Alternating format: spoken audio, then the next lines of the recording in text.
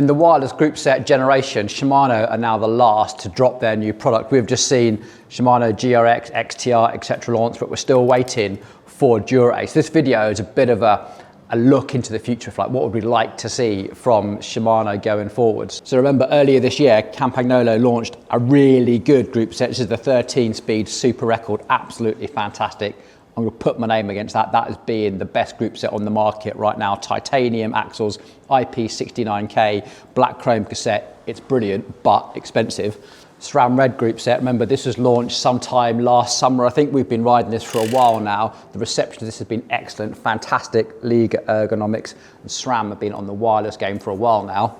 In fact, they've just recently made all that tech available at a lower price point with the new Stram Force. Great group set. This is the third best group set on the market right now, in my humble opinion. And then currently with Shimano, we are on Dura-Ace and Ultegra. This Dura-Ace now, believe it or not, is 4 years old and desperate for a refresh. Now Shimano have always had the slimmer, slightly smaller looking rear derailleurs compared to the bulky wireless ones we're used to seeing. Can they maintain that aesthetic? Can they take some weight out of their cranksets and get on par with Campagnolo and Stram? Let's find out in this video.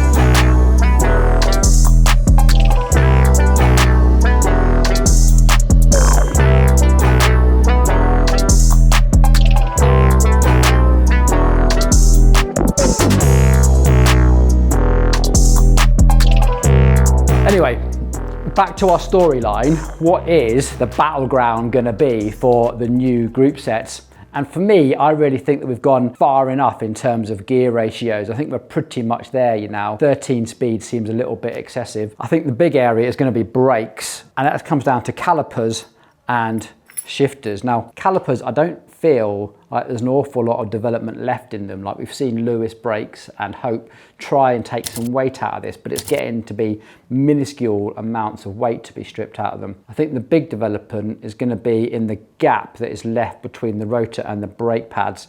We want to make sure that those brake pads retract fully, because there's one thing that roadies hate is the sound of a rubbing brake. And then lever ergonomics. Now this to me is going to be where the big brands really fight it out and we start seeing a big difference. Stram were the first company to break the pattern of trying to use your shift buttons to replicate what your mechanical shifting did. And that makes perfect sense. Now we've got buttons. We don't need to mimic what our mechanical group set used to do. And this is where I really want Shimano to catch up. They made great strides with the GRX range, but I'd love to see their road range sort of come up to par with this. I also think I'd like to see Shimano improve their reach adjust. With Stram, it's behind this little plastic flap here. It's not the most flattering thing. And then the contact point adjust was on the Stram Red, which is this little thing down here. This is a Stram Force up, it's missing. But also I'd like to see Shimano take some weight out of it. So Stram have sort of led the way here by putting a carbon lever across the entire range now. So Red, Force and Rival all have the carbon lever. You just sort of lose features, where with Shimano you kind of go down the range. By the time you get to 105 you're running sort of a much heavier lever blade. So yeah, that is what I'm hoping for. Is going to be the big news out of Shimano, is much improved lever ergonomics. But the best tool to use when fitting these is to use a proper long hex on a ratchet, because it's really easy to slip a tool, and these are quite lightweight bolts now. So you're keeping it like this, you can just keep your tool engaged while you work your way around all the various bits of plastic and rubber. The only problem is that you can get a bit overzealous with how tight you're going. So just be super careful, just go enough that it doesn't move, and then get a torque wrench on it. I'm not going to do that now because I want to put it on its wheels so I can get everything lined up. In fact, the Stram stuff actually has details where you can use these grip lines here to help you line up, one with the floor and two with the bar as well. So quite handy as sort of a bike builder, but also we'll get the little tool on the top there and make sure these are completely level front and back. Right, cranksets. I think this is going to be the next thing where we really see Shimano up their game. Well, I hope they do anyway. Now Shimano obviously had that massive crank recall problem, but the new sort of 12-speed ones so far have been pretty good. We haven't seen any problems with it. Let us know down in the comments if you have. Now Shimano have been famous. They've been using the same Holotech 2 system for a long time. 24mm steel axle, plastic preload bolt, couple of pinch bolts on the side there. Absolute classic setup. They've also been renowned for a fairly nice smooth shift from the inner to the outer. their downshift probably not been as smooth, but they're not known to be the lightest weight crank. So this is a Ultegra crankset without the preload bolt, and it's been used, this one. So we are at 711 grams, and the Dura-Ace one isn't loads lighter. They are now making these in many more crank lengths. You can now get down to 160 millimeters in Shimano. For me, the big thing that Shimano needs to improve is the weight of their crankset and also the reliability and accuracy of their power meter, which is actually something that Stram have been doing fairly well. So they brought Quark a long time ago, who came with an excellent reputation for power meters, but their cranksets are definitely lighter. They tend to be using carbon cranks now for Stram Red and Stram Force. It's only when you go to Rival that you get an aluminium crankset, and they're more like the Shimano 105, so they're pretty solid lumps of aluminium. But the big thing with Stram is the dub system, which is not my favorite, to be fair. They've gone to this 29 millimeter axle, and it's made out of aluminium, and they're not known for being super accurate, but also as they corrode, as your bearings wear and bits of play eat in, you can actually be ruining your crankset without really realizing. Whereas the Shimano steel axles, the amount of times that these could come in absolutely trash, covered in rust, and you can pretty much clean them up and get them running again. You know, these are definitely cranks splitting apart, a more durable option. You just have to be a little bit more careful with Stram dub, and the whole preload ring is all a bit rubbish. In fact, that's one thing that we like to change quite frequently. Here's an example. So we might upgrade that to a ceramic speed one. I think Cane Creek do one. There's quite a few aftermarkets where you can change this sort of naff bit of plastic out and put on a slightly heavier but more robust aluminium shaft.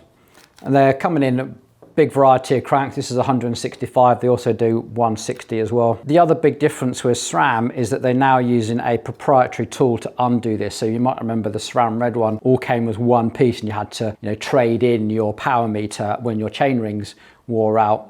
The Stram Force one, now the power meter stays attached to the crank. You undo the chain rings with a special tool, and you can just replace the chain rings. But to give you an idea of weight, this is with a power meter, remember, 685 grams. So right now, even with a good, reliable and accurate power meter, Stram Force is still coming in significantly lighter than the Ultegra without a power meter. One other thing with the Stram dub system was that Stram launched it and they made a bottom bracket for every type of frame standard, whereas Shimano pretty much say you're using BSA, Italian or BB86 and that's it. They don't support any other bottom bracket standard. You have to go to a third party to make it fit your BB Right or your BB 386 Evo frame.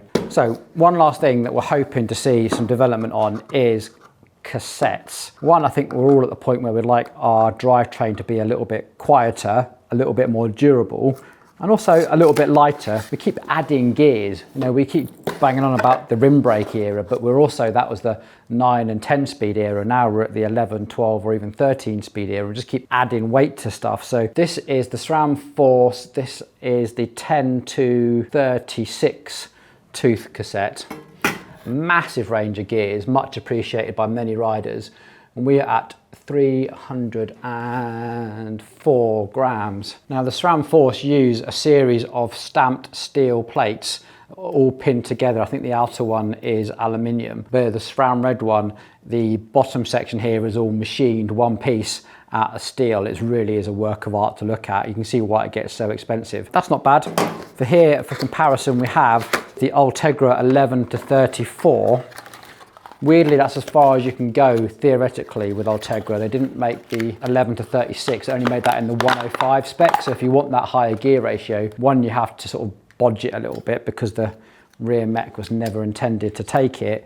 Although lots and lots of you run it, I'm sure. So an Ultegra is 345 grams. Fewer teeth on that outer ring, same amount of gears, both 12 speed, but the Stram Force one is fairly significantly lighter. So yeah, we'd definitely like to see Shimano up their game in cassette weight and ratios. I think we would definitely like to see a 36 tooth option in the lighter weight Ultegra and Dura-Ace like you can with the Stram range. We are definitely seeing, especially where we live, here in the Lake District, we're surrounded by 9, 12, 15, 30% gradients here, and even most of the fitter riders around here are running a at least 1134, sometimes 1136 cassette to help with those really, really steep hills. Okay, onto our mechs then, and I really do hope that Shimano maintain their reputation for excellent front shifting, something that they really do excel at. Now, we haven't yet seen a front mech that is wireless from Shimano. The GRX and all the mountain bike stuff, the XT, the XTR, has all been rear mechs. We've got no idea what their front mech is going to look like or how that battery is going to configure with it. The other thing that we'd like to see from Shimano, they're now sort of famous for quite a slim down, svelte looking rear mech, and they can do that because they don't have to put a battery on it. The battery's internal. It looks like it's going to go wireless. So they've got to put that battery somewhere. We know that from the Campagnolo video that the whole clipping the battery on is going to be an issue because of that whole SRAM patent. So hopefully I think it's going to look something similar to the GRX that we've already seen. Now, what we haven't seen from Shimano yet is their waterproofing getting anywhere close to what Campagnolo were offering, that IP69K, which is utterly insane. It would be nice if it was a bit more waterproof than SRAM. I think we all probably know someone that has taken a jet wash to a part of their SRAM drivetrain and regretted it. It's not the most waterproof, but if you're careful, they are pretty reliable. The other thing is that Shimano at the moment, the battery in their lever is a combination. They've got two different types of battery. They're not using the standard 2032 battery that nearly everything in the world uses. Shimano use two different types of battery in their 105 Ultegra lever. So it would be great if their levers go to a standard 2032 battery that you can buy everywhere essentially. So the new Shimano Road group sets, eagerly anticipated. What would be our wish list if we could say to Shimano, please can we have these killer features? Probably too late now, it's probably well underway, but this is what I would wish for. First of all, lighter cranks and a lighter cassette. I really feel like that's where Shimano are losing out in that weight versus price argument right now, and it looks like a relatively simple thing just to get on top of. And then we definitely need a dependable and accurate power meter from Shimano. I think Campagnolo with their tie-in with SRM and SRAM with their tie-in with Quark have definitely got the lead on that. And I don't think the Shimano Stages and Pioneer relationship ever really took off. So right now our solution is to buy in with 4 III or Stages or something like that. But really I think Shimano should have that integrated by now. And then lever ergonomics. This is where I really do think that Shimano need to up their game. See, this is a current Shimano Ultegra, and you can probably see that you cannot one finger brake. Your fingers get in the way of the lever here. You have to have a relatively open hand, which has quite a light grip. Compare that to their GRX model and you can pretty much brake one fingered with this setup. But really, SRAM have got the march on this. They really have got a fantastic lever ergonomics, and the reach adjust is brilliant. Talking of reach adjust, then one of the problems with the Shimano lever is that this button configuration is quite bulky, quite large, so that if you do bring the reach back in for smaller fingers, even when you're down here on the drops, you'll find that this part of the lever actually hits your fingers. Not on every single handlebar, but there are certain handlebars where that just interferes and the rider then has to compensate. Maybe they've got to use 2 fingers to brake. I just think this is an area where Shimano can really sort things out. As well as that, the auxiliary button, I think the GRX levers have proven, alongside what we've seen from Campagnolo and SRAM, that the best place to put the auxiliary button is next here, so you can just press it with the inside of your thumb. I don't think these buttons on the top have ever been that popular, so we'd like to see those buttons move to the side. Yeah, I really think this is where we're going to see Shimano improve. Oh, and also hood rubbers. So Shimano normally come nice and tight and they look really neat out of the box, and they gradually get worse over time. You can see their sort of hood rubbers peel back. The GRX ones have always been pretty bad for it. They peel back quite easily and open up. The SRAM red ones have actually weirdly got better over time, but it does look like they've made a significant improvement on the new Rival and the new Force one. So interesting to see how these stack up over time. They've not really been out in the market long enough to see what they're like after a good couple of years worth of sweaty hands and heat. Okay, and then gear ratios. This is where I think Shimano are really far behind the game. Now, undoubtedly SRAM have got the lead on gear ratios. This is going to be a fantastic example. This is currently running the 33/46 and the cassette is a 1036. So that gives us a gear ratio range from 0.91 right the way up to a 4.6. That's a massive range. You don't really lose out on your top end with the 4610. You're still faster than a 5011, but you've still got a significantly easier climbing gear. It's kind of the best of both worlds, and it's probably, for where we are in the world, you know, surrounded by big hills, this is probably our best selling gear ratio options. Now, Campagnolo have just come out, they do a 29-45 chainring, and they do an 11-34. So again, you get a smaller climbing gear, but you do miss out on your top speed. Shimano at the moment are kind of stuck at a 34-50 chain rings, and then only on 105 do they give you an 11-36. The Ultegra and the Dura-Ace is theoretically restricted to an 11-34, although there are aftermarket cassette, but you can budget with a 105. But that only gives you a ratio range of 0.94 to 4.5-ish. Now, what I'd really like to see from Shimano is them to introduce a 32-48 chainring. I think that'll make a massive difference, and make sure that 11-36 cassette is across the range, 105 Ultegra, Dura-Ace. Now that to me is the best option, because that gives you a 0.88 as your lowest climbing gear and still gives you a pretty reasonable 4.36 as your top end gear. Still not as good as SRAM, but definitely fits between SRAM and what Campagnolo have to offer in terms of that, you know, climbing gear, and still not compromising too much on your high speed gear. Oh, and then finally, I really hope that their new range just goes to an app only interface. No more of those little diagnostic boxes that cost a fortune and you've got to bring it into a bike shop and everything. You should be able to do all of this at home, upgrade all of your components rather than plug them in or take them to a bike shop and use their diagnostic box, or even buy one yourself. There you go. There is my wish list. What is your wish list? What does Shimano need to do in your mind to like get back in the game, join sort of the wireless revolution, if you like, and take it to SRAM and Campagnolo, who look to be battling it out pretty fiercely right now? Oh, as for price, I really think Dura-Ace needs to be below the £3,000 price barrier. I really, really hope it is. And I think Ultegra definitely needs to be below the £2,500 barrier. Again, here's hoping, and also I really hope they bring them out in quick succession like they did with the mountain biking that XTR, XT, Dior rolled out within weeks of each other. I hope that they do the same with Road. Right, I'm done. Get down in the comments. I can't wait to hear what you've got to say. Hopefully it won't be long before we find out.